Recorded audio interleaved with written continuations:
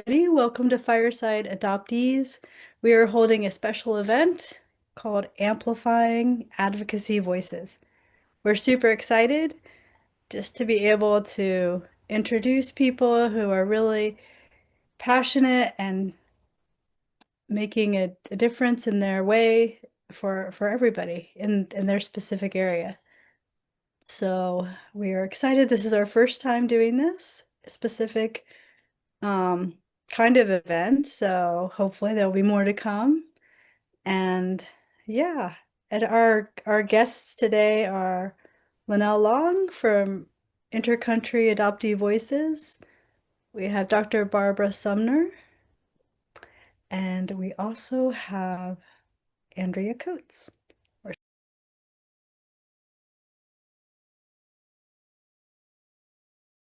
Thank you very much for having me, Greg and Amanda. And I love everything you publish and write, Barbara. I'm one of your huge fans, so it's really nice to hear you in person. So thanks for that. Well, I'm very honoured to be here, and I hope that what I share will be helpful to the wider community. I'd like to speak to you today about my personal journey and how I've learned to turn my pain into something useful for myself via that transformative journey called advocacy. So before I start, I just want to acknowledge that there are many incredible adoptee advocates in the field, and I am no way the only one for InterCountry Adoptees. I collaborate with many who have done this incredible work over decades, and I want to acknowledge them. I walk beside them and I walk after them. Advocacy and our results is built upon generation of work of many, and it is never the work of just one sole person. So my first question for you to all think about based on our topic today is, well, what actually is advocacy? I had to think about this when I was asked to present in the Netherlands a couple of years ago at the ANEO Congress. And by the way, I love our European community of intercountry adoptees over there because they really are the world leaders on fighting from a rights-based focus for our rights and our needs. And they've done an incredible job there. So I had to look up what the definition of advocacy was because I couldn't really define it in my own words. And the one definition that most aligns to what I do and what I put my efforts into is this one. So I will talk about it this way. Advocacy is the organised attempt to change policy, practice and attitudes by presenting evidence and arguments for how and why change must occur. It's about amplifying our truths as adoptees and as other members of the constellation, about influencing systems and about healing through action. So I'm going to talk to you today about how I got involved and some of the key learnings I've gained over the years to share with those of you who are interested in getting involved and considering stepping up. It can be quite daunting to consider, but I hope that what I can share today might encourage you. For those who don't know me, I was born in Vietnam and taken to Australia as an infant by a white Australian family. I'm the only adoptee raised in the middle of 4 biological children of theirs, and I was raised on a dairy farm in regional Australia. I grew up very isolated. Knowing no one else like me was very difficult, and until I moved states at the age of 20, I didn't really meet anyone who was like me. At that time, I struggled deeply, wondering why life felt so hard, why I was lost, why I was struggling, and who I truly was.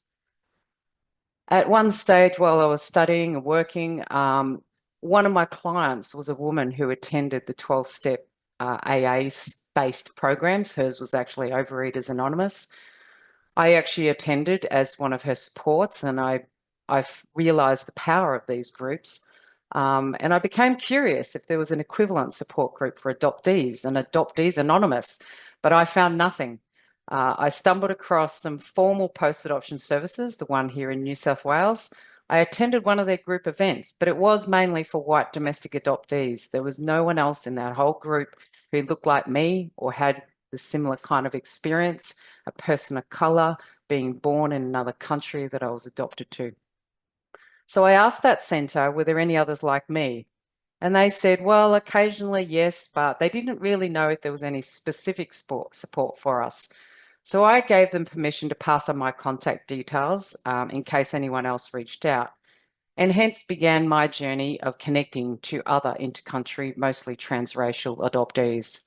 At that time, I worked in IBM and I had a technology background. I knew the power of the internet and I had my website up and available. And almost immediately, adoptees joined from all around the world: Germany, Netherlands, USA, Canada, Australia. And today, 27 years later, ICAV is one of the oldest and largest global networks for intercountry adoptees, where we provide space to share, connect, collaborate, and advocate. So how did I get involved, and how can you get involved? Some may wonder how I became an advocate. It wasn't planned, let me tell you that. It was a natural progression, and because of my own experience of struggle, pain, and complex trauma, I wanted ultimately to ensure that nobody else suffered in the same way. And unfortunately, after decades of talking to many, I know that we actually still continue to suffer in very much the same ways. So after years of listening to many others and hearing our shared stories, I realized that the systems that create our adoptions are actually replicating the same problems over and over again. And it seems that very few people at that time, way back 27 years ago, were working in the arena to fix them.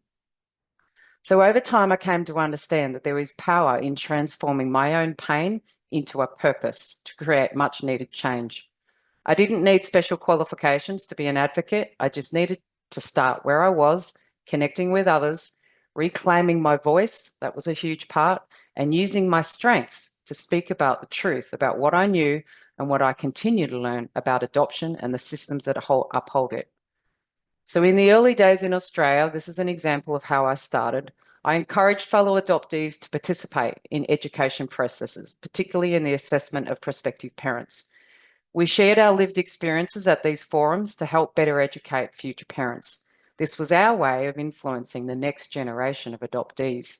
It felt rewarding, it felt liberating, and we were being compensated for our expertise and time. And eventually my work evolved and I couldn't help but get involved at more political forums.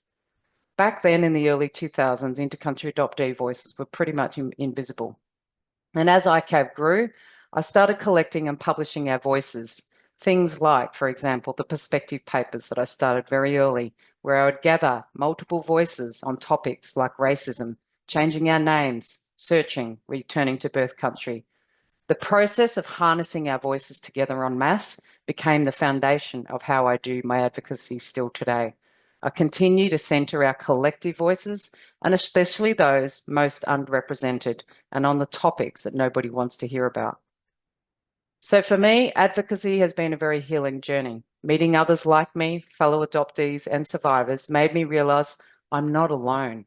And that realisation sparked my transition from being a victim to becoming an advocate. Connecting with people who genuinely are able to validate my pain helped restore my trust in people. And trust is one of those hugest areas that we adoptees are impacted in. And as I learned about the system that creates us, I connected to many professionals who facilitate adoption. I learned about the processes that they follow. I came to understand how and why it's so difficult to dismantle this broken system. Some of the lessons that I've learned along the way, I want to share with you, particularly for those who are thinking about becoming advocates and stepping into the space. Lesson 1, I built a solid, strong base and I formed strong relationships. Advocacy is all about relationships with allies, adoptees, institutions. I've worked for over 20 years now to represent and bring with me a variety of global voices at government, non-government, and spaces that are on the international arena. Gathering your community is so important, not just those who share your experience, but also those who challenge it respectfully. Real advocacy represents the collective with all its diverse views and experiences.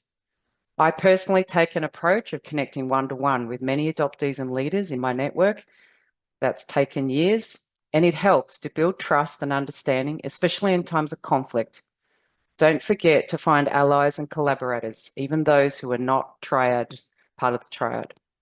There are many who want to support our community, and respectful collaboration is key.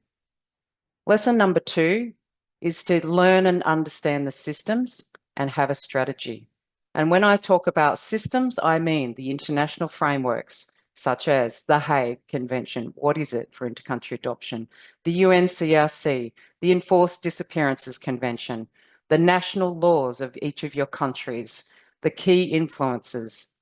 Keep up to date with what's happening on a debate, research and reform perspective. And you'll see if you follow my InterCountry Adoptee News web page and on my LinkedIn, I attempt to keep people up to date and informed all the time with the latest on debate, research, news and perspectives.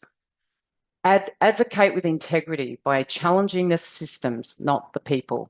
And this is a huge one that I've learned is if you want to be successful in this space, don't attack the people, attack the systems.